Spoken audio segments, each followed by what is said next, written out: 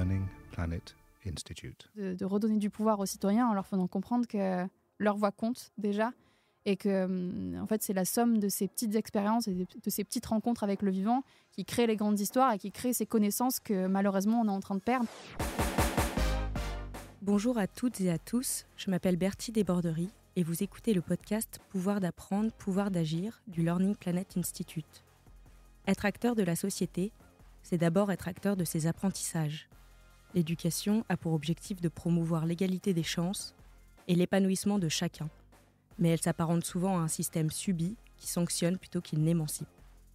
Si les générations futures sont censées construire un monde meilleur, encore faut-il éduquer les enfants en développant leur pouvoir d'agir et leur esprit critique. Des sciences de la vie et de la terre, on retiendra un fait marquant.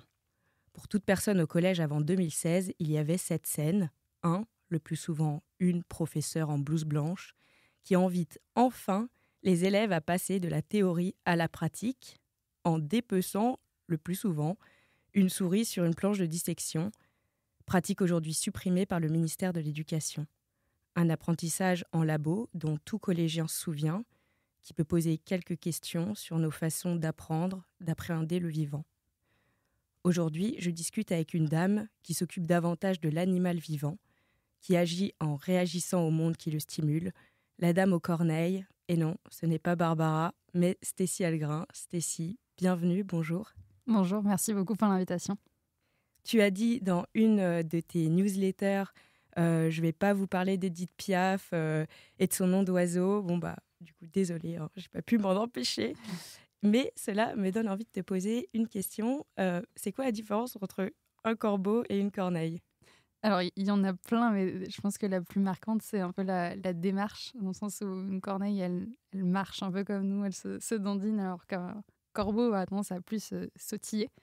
Et après, il y a une différence un peu de taille aussi dans le plumage, où vraiment la corneille a des plumes jusqu'au bout du bec, alors que le corbeau, non. Et donc voilà, c'est un peu symptomatique aussi de notre société où je me disais en fait ce gros oiseau noir qu'on a dans nos villes qui est quand même hyper présent, omniprésent. Et en fait, tout le monde pense que c'est des corbeaux alors que c'est des corneilles. Donc même si cet oiseau-là avec lequel on a une proximité qui est quand même assez dingue, même si lui, on a du mal à savoir le nommer, alors qu'en est-il du reste du vivant ? Et donc c'est un peu de là que tout est parti avec le projet dont on va pouvoir parler tout à l'heure. Super. Et bien justement, donc toi, tu es journaliste, conférencière spécialisée sur les enjeux climat et biodiversité. Tu t'es fait connaître en créant le média Penser l'après, sous l'impulsion de la pandémie de Covid-19. Et tu as réuni autour de la table des experts sur des sujets de prospective, sur des sujets de lecture des crises environnementales et sociétales. Aujourd'hui, tu agis en grande curieuse du vivant. Tu vulgarises les savoirs autour du monde invisible à travers un média 100% indépendant qui s'appelle La Corneille, que tu as cofondé avec Alban Leduc. Est-ce que tu veux nous en dire quelques mots ? Ouais, alors déjà, c'est un petit peu une journée pleine d'émotions pour moi, parce qu'aujourd'hui, j'ai eu la petite notif sur mes réseaux sociaux que c'était le 9 avril 2020 que j'avais lancé Penser l'après sur les réseaux sociaux. Et donc de voir qu'en 4 ans, il s'est passé autant de choses, il y a un petit pincement de cœur, évidemment, en se disant, en fait, le temps file à toute allure, et en même temps de se dire, waouh, le chemin parcouru, c'est trop stylé. Donc sur ce fameux projet La Corneille, donc à la base c'était juste une newsletter et je suis partie un peu du constat que aujourd'hui, quand moi j'étais militante en tout cas et je le suis toujours, on parle beaucoup de climat et on utilise des termes qui sont hyper technocratiques, on parle d'empreinte carbone, d'émissions de CO2, etc. Et évidemment, on a besoin de ce discours scientifique parce que c'est des sujets qui sont éminemment scientifiques et qui reposent sur la science. Donc, on a besoin quand même de les employer. On n'a pas à utiliser des faux mots pour en parler. Mais en revanche, je trouve que c'était vachement excluant. Moi, je viens d'un milieu populaire. Mes parents sont tous les deux ouvriers et je pourrais leur parler avec autant d'émotion et autant d'énergie que je veux des rapports du GIEC et de tous ces chiffres-là.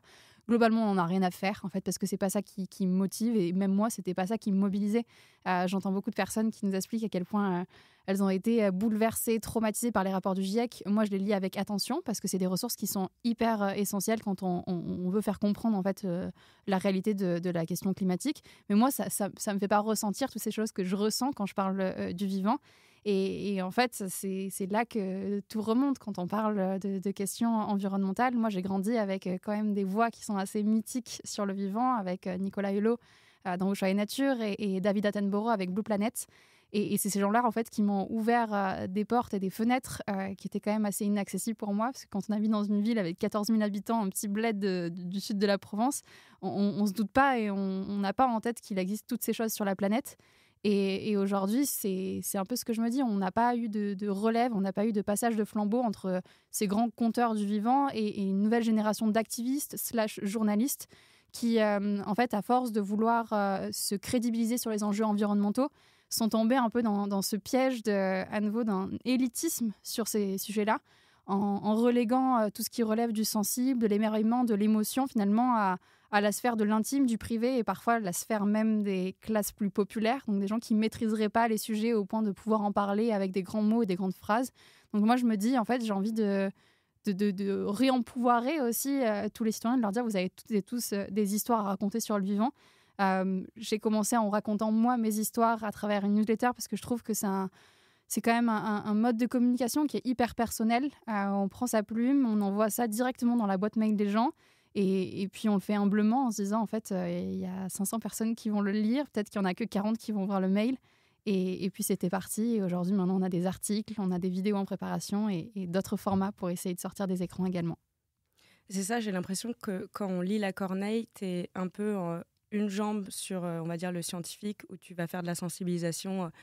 Typiquement, quand tu racontes, on a 80% voilà, de nos eaux usées qui finissent dans nos océans. Et en même temps, tu vas avoir des moments un peu plus dédiés à de la culture, voire même parfois de la spiritualité, de la poésie. Typiquement, quand tu disais, les baleines à bosse sont voilà, une espèce de culte auprès des Maoris. Et en fait, ça pourrait leur ouvrir des droits aussi juridiques et une personnalité juridique. Est-ce que tu saurais expliquer un peu pourquoi tu as choisi cette espèce de mécanique sur deux jambes ? Parce que je dirais que notre cerveau, il a 2 hémisphères et que c'est pas pour rien. Il y en a un qui est dédié à la raison de manière très profonde. On a besoin de comprendre les mécanismes derrière la société. C'est pour ça qu'on parle de sciences sociales. On a besoin de comprendre comment l'univers s'est créé et comment toutes ces choses dingues autour de nous ont pu émerger. C'est la science. Et puis il y a l'autre partie de notre cerveau en fait qui a pas besoin forcément d'explication pour se dire que ce qu'il y a devant nous en fait c'est beau. Et c'est pour ça qu'on parle d'émerveillement aujourd'hui. Et quand je mets ce mot émerveillement sur la table, il y a un peu un raccourci très facile qui est fait de se dire, c'est de se dire que c'est beau en fait ce qu'on a en face de nous et de s'arrêter là. Donc moi l'image que j'aime bien utiliser parce que ça parle beaucoup à notre civilisation un peu basée sur le pétrole, c'est qu'un fan de bagnole, un vrai fan de bagnole, il va regarder la voiture, il va se dire ah ouais la carrosserie elle est dingue etc. Mais il va avoir envie de comprendre comment le moteur il fonctionne, il va avoir envie de venir un peu la déconstruire pour pouvoir la reconstruire et de s'imbriquer un peu dans l'histoire de ce véhicule-là. Et en fait pour moi le vivant c'est exactement la même chose. C'est pas parce que c'est pas sorti de notre petite tête à nous d'humains qu'il n'y a pas des mécaniques derrière qui sont éminemment complexes et qui méritent aussi qu'on s'y attache. Et c'est pour ça qu'on essaie d'avoir toujours évidemment la partie scientifique, parce qu'à nouveau on a cru à tort, ou en tout cas on a véhiculé cette image à tort, que tout ce qui était science et vie de la Terre, c'était pas de la vraie science, parce qu'on parlait pas de physique, on parlait pas de chimie, et c'est pour ça qu'il y a beaucoup plus de mecs en fait qui sont allés dans ces destinations-là, alors que les femmes étaient beaucoup plus sur les sciences naturelles. Mais pour autant, je pense qu'il faut pas à nouveau faire l'erreur de vouloir tout complexifier et de tout renvoyer dans un peu ce champ élitiste de soit vous avez fait un master en biologie et machin et vous pourrez en parler, vous pourrez comprendre et vous pourrez essayer d'avoir une voix, soit ça sert à rien. Alors que à nouveau, toutes et tous, on a un lien avec le vivant, que ce soit dans ce qu'on mange, là, dans la manière dont on s'habille, même le pétrole, on a tendance à oublier, mais c'est quand même les déchets du vivant qui sont transformés dans cette ressource qui, aujourd'hui, permet de propulser à peu près tout dans nos sociétés. Donc, c'est comment est-ce qu'on arrive à en faire, je pense, un sujet plus rassembleur que ce qu'on a pu en faire avec le climat. Et je trouve la force aussi des enjeux du vivant, c'est que quand on parle de climat, on a l'impression que tout va se décider soit à l'échelle nationale, donc dans les hémicycles, ou en tout cas avec notre gouvernement, l'État, on parle sans cesse de la responsabilité de l'État, ou alors dans des institutions internationales, au moment des COP par exemple. La biodiversité, on le voit que ça se passe près de chez vous, que vous ayez un balcon, un jardin ou que sais-je. En fait, vous êtes au contact du vivant et vous avez des manières assez rapides aussi d'influencer un peu sur le cours du vivant. Et donc, on essaie de montrer ça et à nouveau de redonner du pouvoir aux citoyens en leur faisant comprendre que leur voix compte déjà, et que en fait c'est la somme de ces petites expériences et de ces petites rencontres avec le vivant qui créent les grandes histoires et qui créent ces connaissances que malheureusement on est en train de perdre, et avec toutes les traditions aussi des savoirs naturalistes que malheureusement on est en train de perdre aujourd'hui. Et justement, tu parles de cette vision un peu technocrate, instrumentale aujourd'hui de la science. On parlait de la dissection tout à l'heure, l'investigation, l'inventaire, tout ça c'est quand même des choses, la classification du vivant. C'est des disciplines qui sont quand même vraiment rapportées à cette grande histoire qui est l'histoire naturelle. Du coup, toi, en fait, est-ce que tu as envie de voir déployer de nouvelles manières d'apprendre à l'école ? Comment on peut transformer ces apprentissages et peut-être aussi concrètement comment chaque discipline scolaire pourrait s'en saisir de cette grande histoire du vivant ? Est-ce qu'on peut la décloisonner en fait de la SVT ? Je pense qu'elle n'a jamais été cloisonnée, en fait, cette science-là. Typiquement, si je prends l'ornithologie, la plupart des grands contributeurs, etc., évidemment, il y avait des scientifiques qui avaient fait des cursus scolaires, etc., dans cette discipline-là. Il y avait énormément d'amateurs, et c'est ce qui a même découragé des professionnels à s'engager dans le domaine, parce qu'ils disaient alors moi, je vais me taper 8 ans d'études, alors qu'il y a des petits messieurs et des petites meufs là dans leur jardin qui vont pouvoir contribuer autant que moi à la science. En fait, c'est ça qui est assez dingue, c'est de se rendre compte qu'il y a des amateurs aujourd'hui qui arrivent à des niveaux d'expertise qui parfois surpassent même les gens dont c'est le métier. Et on le voit avec le développement des sciences participatives, notamment en Angleterre où c'est hyper actif, où en fait la force des citoyens pour contribuer aujourd'hui à la création de connaissances scientifiques, à la création de méthodologies, elle est immense. Donc je dirais que c'est aussi ça qui est encourageant et qui est assez excitant, c'est de se dire que à son niveau, rien qu'en observant aussi les choses qui sont hyper proches de chez nous, dans son jardin, on peut avoir un impact hyper impressionnant sur la science. Et je pense que dans les écoles, c'est une bonne piste de dire aux enfants qu'on n'a pas besoin d'aller dans l'Amazonie, on n'a pas besoin d'aller au Groenland, qui sont des endroits qui n'ont pas besoin d'avoir plus de petits pieds qui arrivent dans leurs espaces. On peut aller à l'endroit où on est et en fait collecter des données typiquement sur les insectes. Il y a l'OPI qui lance régulièrement des programmes de sciences participatives où c'est des scientifiques qui ont créé des protocoles qui vous disent tel jour vous allez sortir dans votre jardin, vous allez observer quels insectes se trouvent dans votre jardin, et en fait en retournant ces données-là aux scientifiques, on vient de nourrir des choses, parce qu'il faut se dire aujourd'hui que la science doit reposer aussi sur des échantillons de données qui doivent être assez conséquents pour se dire quelles sont un peu les tendances, parce qu'on parle aujourd'hui d'un effondrement de la biodiversité. Pour arriver à quantifier cette tendance, il faut avoir un nombre de données qui est important. Et donc de remettre aussi les citoyens avec cette responsabilité-là entre les mains, je trouve que c'est hyper important. Et malheureusement, quand on regarde aujourd'hui les programmes scolaires, oui, la SVT, elle est en train de se faire à nouveau manger par ces sciences qu'on a jugées comme étant plus importantes, physique, chimie, les maths, où on se rend compte que typiquement au lycée, on a de moins en moins d'étudiants qui choisissent la SVT parce que quand on veut aller en prépa, derrière, sur le dossier, ça fait mieux d'avoir fait des maths ou de la physique.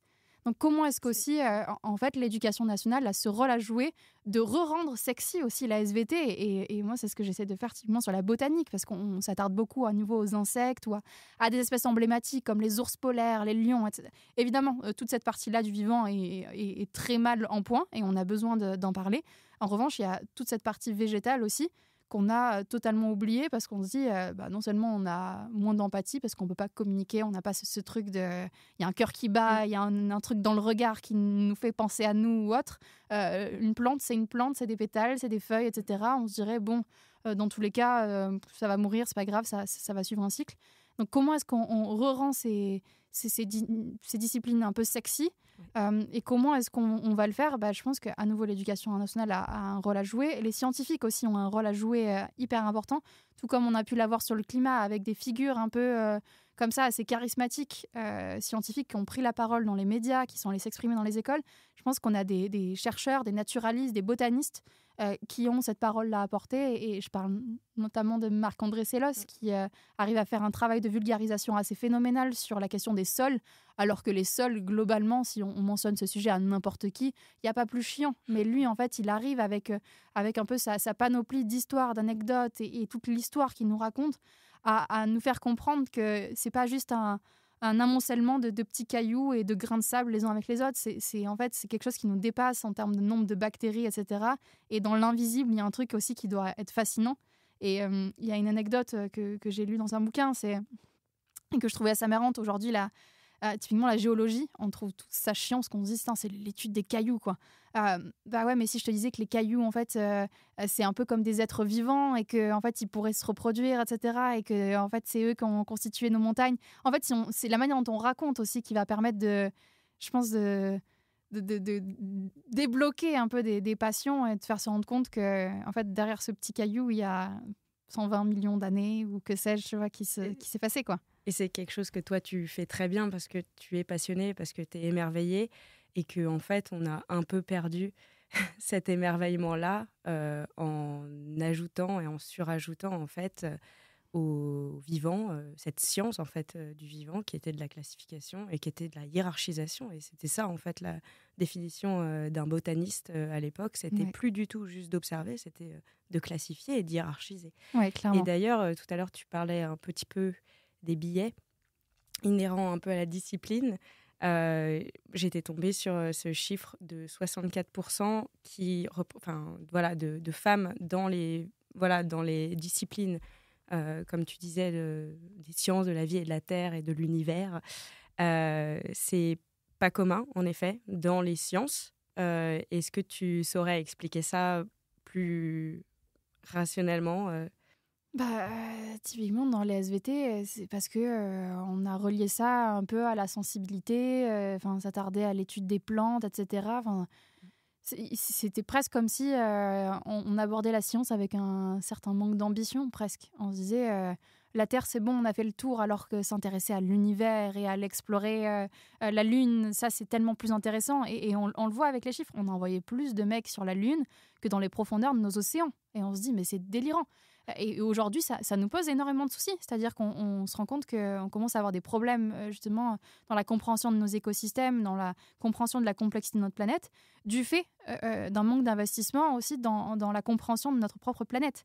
Après, j'ai pas les clés sur tout, mais je pense qu'après, en tant que petite fille, souvent, on nous presse plus à nous attarder, évidemment, à regarder les petites fleurs, etc. Alors qu'un garçon, s'il regarde les petites fleurs, on va lui dire « Mais qu'est-ce que tu fous ? Pourquoi est-ce que tu fais ça ?» Parce qu'il y a quelque chose de l'ordre de la sensibilité aussi, de s'attarder sur quelque chose qui est minuscule parfois ou très grand, qui parle pas, qui est juste là et qui est dans une forme de fragilité aussi. Le végétal ne peut pas fuir. Alors qu'un animal, oui, il y aura un peu ce truc de combativité. Il y a également tous les stéréotypes et tous les biais qu'on a apposés sur le monde dit du sauvage, où on reproduirait presque tout ce qu'on a essayé de construire dans notre société, donc la domination du mâle sur la femelle, un rapport de conflictualité, donc tout serait basé sur vraiment la compétition, etc. Alors on se rend compte qu'il y a plein de dynamiques également de coopération et de collaboration dans le vivant. Donc c'est aussi, en fait, on va dans le sens presque d'une masculinisation et de la virilisation du monde animal, là où dans le domaine du végétal, c'est pas du tout le cas, quoi. Totalement. Et c'est hyper intéressant parce que tu parles de cet enseignement des fleurs, de savoir reconnaître les fleurs, etc., qui était quand même un peu un poncif de l'apprentissage des femmes à une certaine époque, etc., alors qu'elles étaient... avant, on les traitait de sorcières, etc. Ça n'a jamais été des scientifiques, hein. C'était pas des botanistes, c'était des guérisseuses, des sorcières. Elles avaient le savoir de la nature aussi, d'une certaine manière. En tout cas, ce que je trouve intéressant aussi, c'est de voir tous ces biais qui sont inhérents à notre façon d'apprendre du vivant. Et typiquement, tu parlais de l'intelligence collective. Moi, ça m'évoque ça parce qu'on est au Learning Planet Institute. Nous, on est vraiment très intéressés par ces affaires de biomimétisme, d'apprendre de la nature. Est-ce que toi, dans tes newsletters, tu l'évoques aussi, ce rapport-là, justement, de coopération ? Oui, on en parle quand c'est nécessaire et quand on tombe sur des sujets qui le mentionnent, mais on ne cherche pas forcément à trouver une utilité au vivant, parce que je pense que c'est un travers qu'on commence à avoir, notamment parce que maintenant, il y a un enjeu pour les entreprises à se saisir de cette question de la biodiversité, notamment avec la CSRD, qui est une norme européenne qui, globalement, va pousser les entreprises à faire du reporting extra-financier sur leurs données biodiversité. et où on a l'impression que maintenant on va devoir faire attention à la biodiversité parce que, attention, ça a un impact économique sur les entreprises et sur nos sociétés, etc. Moi, je partirais plutôt du principe que la biodiversité, le vivant, qu'il soit animal ou végétal, a le droit de vivre parce qu'en fait, il est là et que c'est des êtres vivants, quoi. Si ça nous sert à rien, en fait, ça ne nécessite pas forcément non plus qu'on vienne l'exterminer. Si on a posé la même réflexion à l'humanité, ça voudrait dire que quelqu'un qui nous sert à rien parce qu'il n'est pas un organe productif de notre société, on aurait le droit de l'exterminer. Non. En fait, on considère qu'il y a de l'empathie et qu'en fait, on n'a pas forcément tous besoin d'avoir une utilité à un instant T ou autre. Le fait d'être en vie, ça justifie déjà tout. Et après, je trouve qu'il y a un peu cette question de la connaissance. En fait, pourquoi est-ce qu'on cherche à comprendre et à connaître quelque chose ? Il y a soit le côté à nouveau très utilitariste de se dire on a envie de comprendre pour que ça nous serve à quelque chose et qu'on puisse en dévier une nouvelle technologie ou parfois même un sentiment de supériorité et de maîtrise de l'environnement qui nous entoure. Ou alors on peut se dire j'ai envie de comprendre parce que ça déverrouille quelque chose en termes de possibilité de nouer des liens. Moi, il y a une image que j'aime bien utiliser. Pourquoi j'ai voulu me lancer dans des cours de botanique ? C'est parce que j'avais cette frustration quand je me baladais en forêt, dans une prairie, de pouvoir rien reconnaître ou rien nommer.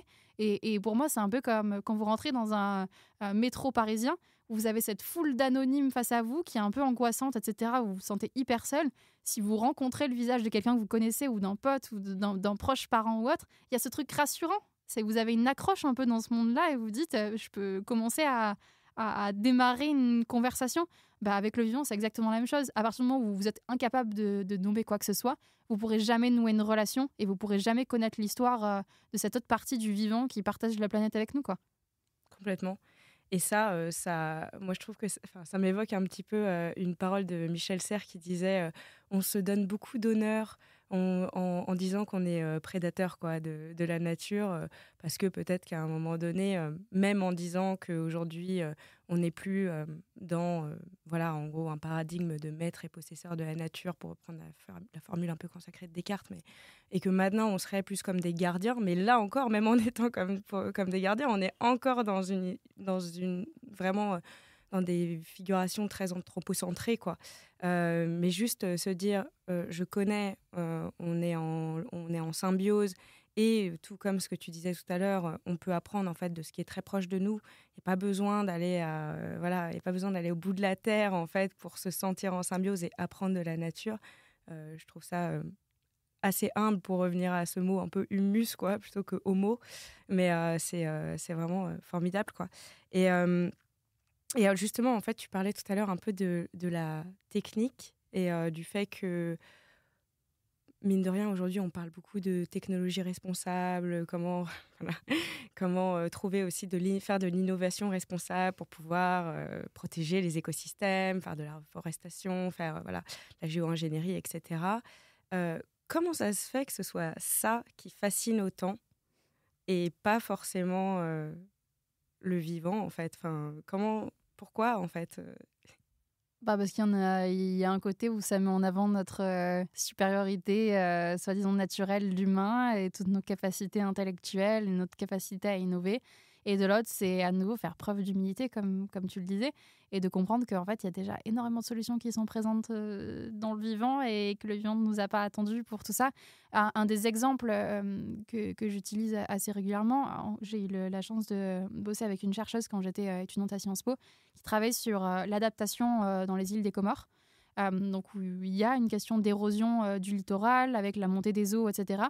Et où on s'apercevait qu'il y avait énormément d'endroits sur les côtes où on avait décidé de construire des digues.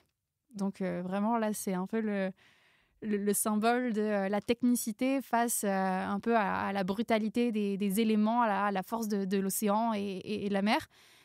Ces digues ne tenaient pas et ça ne fonctionnait pas du tout. Alors que derrière, il y avait des études qui nous montraient que ce qu'on appelle aujourd'hui les solutions fondées sur la nature, que moi, j'aime pas trop, mais typiquement des mangroves, ou en tout cas restaurer ces écosystèmes qui faisaient le taf de manière hyper bien pour réduire justement le choc des vagues et pour conserver le sable sur les plages, etc. Ça marchait très bien. Et on se rend compte qu'aujourd'hui, il y a beaucoup de collectivités qui étaient un peu réticentes à l'idée de privilégier ces solutions-là, parfois en se disant non mais la technique c'est mieux, et même quand on leur présentait l'argument économique de en fait préserver les écosystèmes et miser là-dessus ça coûte moins cher, en fait parfois le signal prix de ça coûte moins cher ça leur fait peur, parce qu'on a l'impression que plus ça coûte cher, plus c'est gros, plus c'est technique, et plus on met de ciment et de béton, et plus ça va être résistant et ça va durer dans le temps, et alors que c'est exactement le contraire qu'on a pu constater.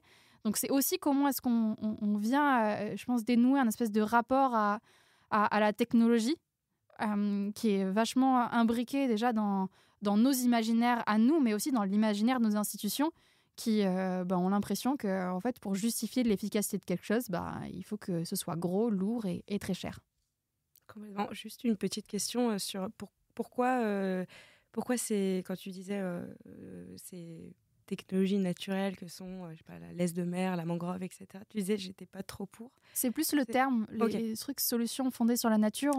On a l'impression que c'est à nouveau un peu le capitalisme qui arrive avec ses gros sabots pour s'approprier un truc et en faire une solution un peu business. Rien que, tous ces mots et tous ces termes un peu marketing, moi je trouve que ça n'a aucun sens. En fait, on utilise des mots maintenant, on les vide de leur sens et après, c'est un peu comme... On parle beaucoup de business régénératif aujourd'hui. Oui. Le seul truc qui est régénératif, c'est la nature. Une entreprise, à partir du moment où elle produit, elle ne peut pas être régénérative. Tout comme elle ne peut pas être neutre en carbone. Elle peut participer à ça, évidemment, en faisant les choses mieux, en faisant les choses parfois aussi dans un regard un peu moins négatif. Mais il ne faut pas se mentir à soi-même et voilà, il faut savoir regarder la vérité en face. Complètement. Et typiquement... sur les écosystèmes de régénération de la mangrove et tout ce qui est offsetting. Globalement, il y aura beaucoup à dire, mais ce n'est pas forcément le sujet de ce podcast. En tout cas, il y a quelque chose aussi, comment, pour revenir sur apprendre à récupérer ce pouvoir d'agir, comment est-ce que tu penses que même les corps enseignants, les professeurs, pourraient... s'armer ou être mieux armés en fait pour agir et pour éviter ces discours dont on a parlé de juste culpabiliser ou avoir le discours technosolutionniste, mais comment en fait eux-mêmes pourraient être, parce que c'est bien d'éduquer la jeunesse, mais c'est encore mieux en fait si ceux qui sont garants de cette éducation-là en fait sont armés. Je pense qu'on a plein de profs qui sont pleins de bonne volonté et qui ont vraiment envie de prendre ces sujets à bras-le-corps. Et on l'a vu sur les enjeux climat, mais sur les enjeux biodiversité, c'est exactement la même chose.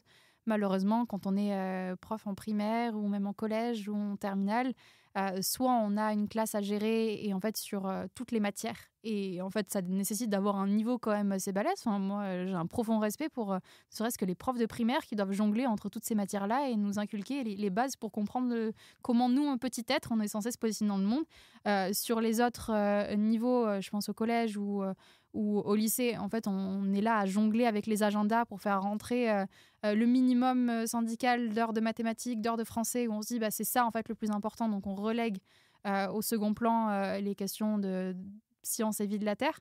Donc je pense que déjà dans les plus petits niveaux, donc maternelle, primaire, etc., il y a un enjeu de donner les bons outils aux enseignants, parce que c'est pas un manque de volonté, mais c'est vraiment en fait leur expliquer comment venir imbriquer en fait tous ces sujets qui doivent faire passer aux enfants avec les questions de climat, avec les questions de biodiversité, en fait leur donner un peu des cas d'usage. Et donc voilà, pour vraiment l'imbriquer dans la classe, leur offrir plus d'opportunités d'aller dehors aussi, parce qu'on le voit bien à l'étranger, il y a de plus en plus d'écoles qui proposent les écoles de la forêt, etc.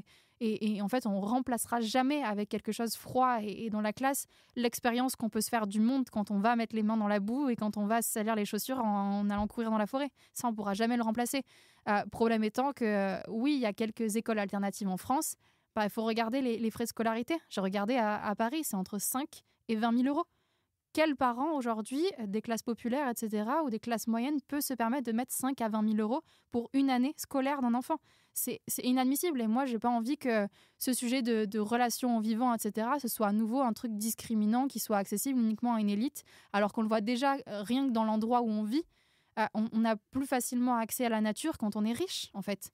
Quand on va dans les quartiers populaires, dans les banlieues, etc., pour aller trouver un arbre, c'est hyper compliqué. Donc, il y a aussi, en fait, donner cette opportunité de se faire une expérience et un rapport à la nature dès le plus jeune âge, mais pour tous. C'est tous les Français, c'est pas uniquement les plus privilégiés. Et après, quand on passe en terminale, etc., c'est redonner aussi un peu ce critère d'excellence aux sciences et vies de la Terre, et de montrer en fait toutes les débouchés qu'il y a derrière. De dire, en fait, être un ingénieur, c'est pas uniquement aller travailler sur des trucs dans l'industrie ou autre. Et même dans l'industrie, il peut y avoir des liens avec les enjeux de biodiversité. Et à nouveau, créer des passerelles, l'interdisciplinarité, elle doit être au cœur aussi de ce sujet parce que c'est pas uniquement la SVT qui permet de parler du vivant. On peut en parler à travers l'histoire, on peut en parler à travers les maths, même en français ou dans l'histoire de l'art, en fait. Il y a tellement d'auteurs qui ont parlé de leur rapport au vivant. Il y a une exposition en ce moment au Petit Palais sur Théodore Rousseau, qui était un artiste peintre et qui, à l'époque, s'est mobilisé pour la forêt de Fontainebleau. Donc, en fait, les inspirations pour mentionner ces sujets sans arriver avec ces gros sabots et avec un truc un peu déprimant, elles sont multiples. Après, c'est à nouveau à l'éducation nationale de faire le taf et d'outiller et je pense aussi parfois se reposer peut-être non seulement sur la communauté scientifique, qui a de multiples cas d'usage à transmettre et des manières aussi de raconter le rapport au vivant qui soient hyper intéressants, les ONG de terrain qui font beaucoup de travail d'éducation à l'environnement et qui ont des choses hyper innovantes à proposer. Et après, c'est une question de budget. Donc, c'est comment est-ce qu'on va chercher le bon budget pour le faire. Et je pense qu'il y a plein d'entreprises typiquement qui ont un rapport au vivant, qui s'en servent pour leur marketing, etc., qui pourraient peut-être mettre la main à la pâte, puisqu'elles participent activement à la destruction de la biodiversité. Utilisons un peu leur fric aussi pour essayer de contrebalancer tout le mal qu'elles font au quotidien. Oui, complètement. Mais en fait, ça touche surtout tous les pans de notre économie et c'est pour ça que l'éducation peut être clé là-dedans. Et justement, en parlant de ça, il y a un sujet en ce moment qui cristallise les débats, c'est l'opposition, on va dire, entre agriculture et écologie. Et quand on sait que la France est faite pour moitié de terres agricoles, comment, selon toi, à la fois peut-être dans les lycées agricoles, mais globalement aussi pour les gens qui travaillent la terre, comment ces personnes-là peuvent devenir les meilleurs ambassadeurs du vivant ? Je pense que de fait, c'est les meilleurs ambassadeurs du vivant. Déjà, je pense que derrière la catégorie agriculteur, aujourd'hui, on essaie de conserver la vision des petits agriculteurs, etc., qui sont ceux avec lesquels on a envie de coopérer, alors que ceux qui ont la main mise sur les discours, sur les narratifs, sur tout ce qu'on voit transparaître en termes de demandes politiques, c'est pas eux. Malheureusement, c'est des gros syndicats, c'est les gros acteurs industriels qui sont ceux qui arrivent à tirer leur épingle du jeu tout en continuant à détruire le vivant. Des agriculteurs qui font hyper bien les choses et qui ont envie de mieux faire, mais qui ont un peu le couteau sur la gorge, il y en a plein. Donc évidemment, je pense qu'il faut aller renouer aussi en tant que militant, en tant qu'écolo, chercheur ou autre, le lien avec ces gens-là, parce que je pense qu'on a énormément de choses à s'apporter les uns aux autres. Ne serait-ce que quand on parle, typiquement dans le domaine viticole, une question d'adaptation, où on voit dès aujourd'hui les impacts du changement climatique et de l'érosion de la biodiversité sur le secteur. Comment est-ce qu'on peut arriver à trouver des solutions pour que tout ne se casse pas la figure là, dans les années qui arrivent ? Et puis après, évidemment, dans l'enseignement, où on a ce gros enjeu de turnover, un peu de remplacement des générations d'agriculteurs qui vont partir à la retraite, il faut qu'on emmène plus de jeunes dans le secteur, mais comment est-ce qu'on va les amener ? C'est à nouveau en ayant une formation et en ayant un peu une préparation qui soit à la hauteur. Et aujourd'hui, on a tendance à souvent négliger un peu cet enseignement dit professionnel, où on a presque la vision qu'en fait, c'est... à nouveau, les déchets de la scolarité. C'est ceux qui étaient pas... Voilà, ouais, exactement. C'est ceux qui n'étaient pas bons, etc. En fait, non. Ça peut être des gens qui ont juste décidé que c'était leur métier passion, etc. Mon père a travaillé dans le bâtiment, il a fait un CAP menuiserie. C'est pas quelqu'un de bête. C'est quelqu'un qui était passionné par son taf et qui a fait un taf, en fait, qui est... Mon père, il a de l'or dans les mains. Et c'est exactement le cas aussi des agriculteurs, etc. En revanche, c'est comment est-ce qu'on n'arrête pas de réduire le temps aussi théorique, le temps pour former, parce que c'est des esprits à former aussi sur les solutions à mettre en place, etc. Et qu'on n'en fasse pas une nouvelle main-d'œuvre pas chère, parce que c'est ça, où on les pousse de plus en plus sur des stages, sur de l'apprentissage, etc. Parce qu'ils ne vont pas coûter cher aux boîtes, etc. En fait, c'est des gens qui méritent, tout comme les autres étudiants, d'avoir du temps, évidemment, pour être sur le terrain, parce que la pratique est hyper importante, mais aussi de théorie, parce que c'est les deux, en fait, qui font l'alliage de professionnels qui seront bien dans leurs bottes et qui sauront comment faire face aux enjeux, surtout quand on est un agriculteur, les enjeux, ils sont vertigineux. Moi, j'ai bien envie qu'on s'arrête sur ce sujet-là, qui est des plus importants. Merci Stécie d'avoir été avec nous. J'espère que tu as passé un bon moment. Merci pour tous tes éclairages. Merci beaucoup. Avant de nous quitter, je crois que tu as développé un nouveau format, cette fois-ci pour parler au coin du feu. Est-ce que tu veux nous en dire quelques mots ? Oui, bien sûr. Donc, en tant que média, avec la Corneille, on était un peu frustrés de rester derrière nos écrans et de parler de toute cette part sensible du monde et de notre rapport au vivant en continuant à publier sur les réseaux sociaux et à travers des articles. Donc, on s'est dit qu'on avait envie de créer un peu des expériences aussi qui nous fassent rencontrer évidemment les gens qui nous lisent, mais aussi les gens qu'on admire. Et donc, on s'est inspiré de ces rituels autour du feu, donc les veillées au coin du feu et de toute la tradition orale qu'on peut y découvrir pour lancer les veillées de la Corneille. Donc, c'est des événements mensuels où, en gros, on passe 1h30 dans la pénombre avec des petites bougies un peu partout à écouter ce qu'on appelle les nouveaux conteurs du vivant. Donc, c'est des scientifiques, c'est des journalistes, c'est des experts sur leur sujet qui viennent nous traiter d'une thématique avec leur regard. Donc, c'est pas, ils ne nous balancent pas des chiffres, etc. Ils nous racontent vraiment des histoires, celles qu'ils ont vécues, celles qu'ils ont pu expérimenter dans leur chair.